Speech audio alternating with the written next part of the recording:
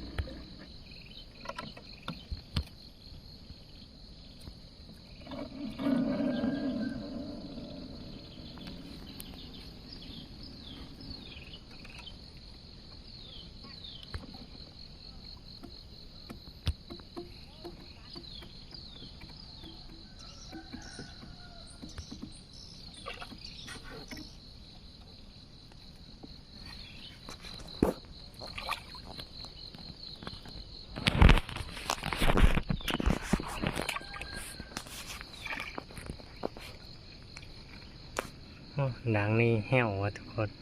เงียบจังเลย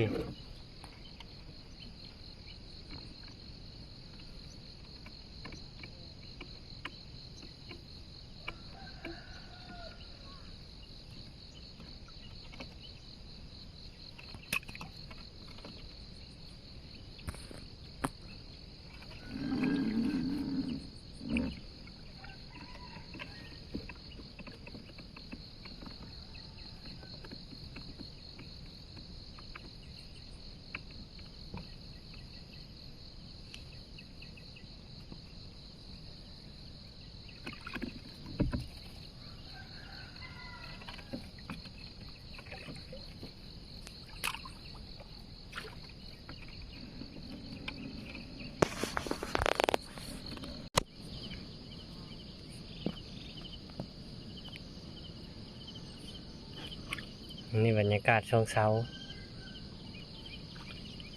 ถือแล้วทุกคนถือแล้วปลาตองมาเพิ่นว่าพาไปเลยก็ขึ้นมาหื้อนี่นะตุ๊ดนี่ปลาปีรัญญาทุกคนเอ้ยถือแล้วก็มีต้องป้นมาเบ็ดกัดเธอเรียบร้อยหาดปุดเลยปลานี่เถอะเปิงเวทแต่คนก็มักดีเนื้อมันอร่อยดีเนื้อมันแซ่บ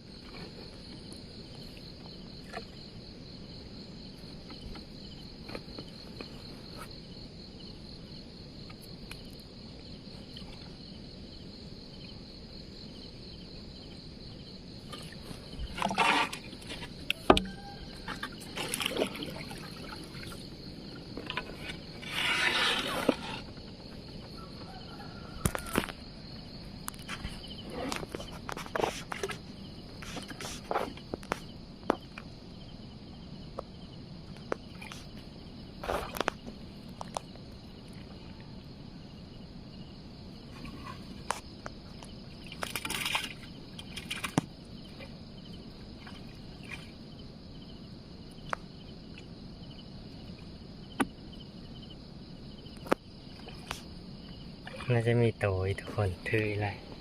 คันนี้แม่นไม่ค้อนเลยส่วนมากจะมีปลากับงาไม้มาเกาะเฮ้ยรอดเฉยเลยใส่กระตองตักทุกคนอย่ามันไปเจ้าแข็งแรงไปแล้ว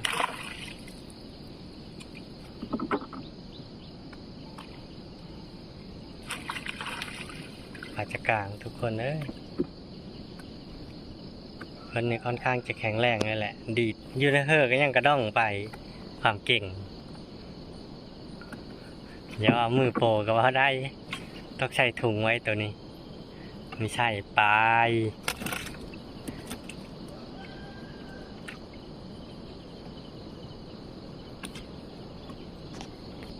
ทางนี้ใส่เหงื่อใส่เดินด้วยทุกคนนะ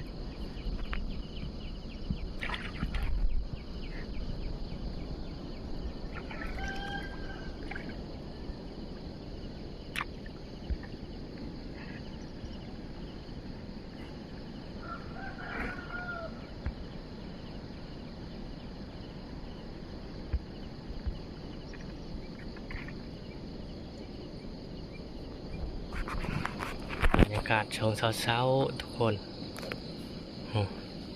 ตามแคมแม่น้ำเซนี่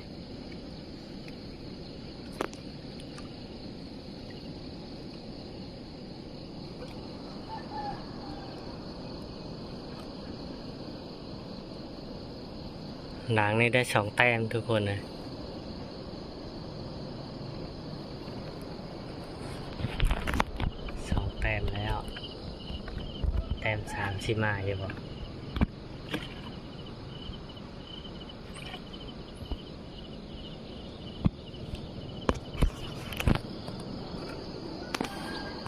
แต้มที่3ทุกคน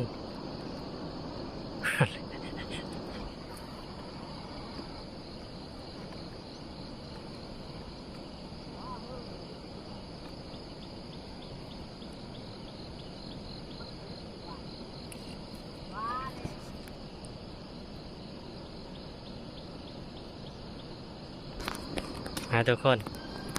มาเบิ่งชิแมนมาตัวนี้แมน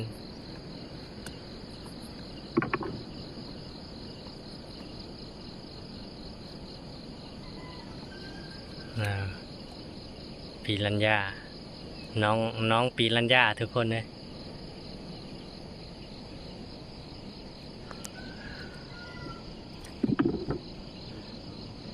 กินเวทได้แหละ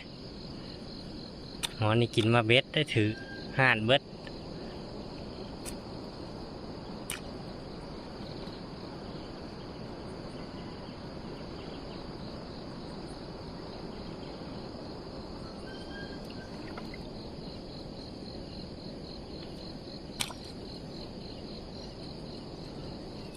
มีโลกกระย่านั่งเจ้าอยู่นั่นแหละ